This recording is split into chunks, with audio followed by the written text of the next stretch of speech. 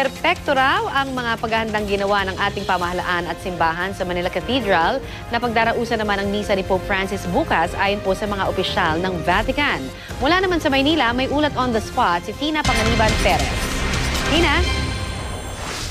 Connie, pasado sa inspeksyon ng Vatican ang isinasagawang paghahanda rito sa Manila Cathedral.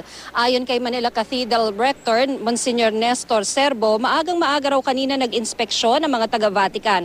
Perpekto raw, sabi ng mga ito. Sa ngayon, sarado ang cathedral sa publiko habang patuloy ang liturgical rehearsal at last-minute preparations para sa misa ng Santo Papa bukas. May mga ipinasok ng mga bulaklak. May nakahanda na ring first aid station sa sacristy para sa anumang emergency. Pero umaasa si Monsignor Serbo na hindi ito magagamit.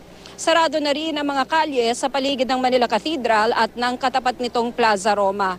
Mamayang hating gabi, isasara na ang buong Intramuros. Ang pwede lang daanan ng mga sasakyan ay ang gate sa may pamantasan ng lungsod ng Maynila. Mga sasakyang may special car pass lang ang palulusutin bukas. 2,000 obispo, pari, mga religious men and women ang dadalo sa misa ni Pope Francis sa Manila Cathedral. Magpapapasok naman ng mga ordinaryong tao sa Intramuros pero mga 3,000 lang daw. First come, first served ang sistema, kaya come early, sabi ni Monsignor. Sa Plaza Roma sila papapwestuhin kung saan masusundan din nila ang misa. May plano rin daw na maglagay ng mga TV screen sa iba't ibang gates ng Intramuros para sa mga hindi makakapasok sa Intramuros. Narito ang pahayag ni Monsignor Serbo.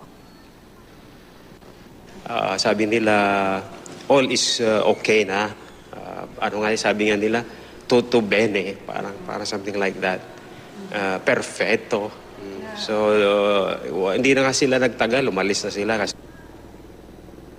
Connie, mamayang 5:45 p.m. kasabay ng pagdating sa bansa ni Pope Francis ay patutunugin ng Manila Cathedral ang mga bell nito bilang pagsalubong sa Santo Papa. Connie? Maraming salamat, Tina Panganiban Perez.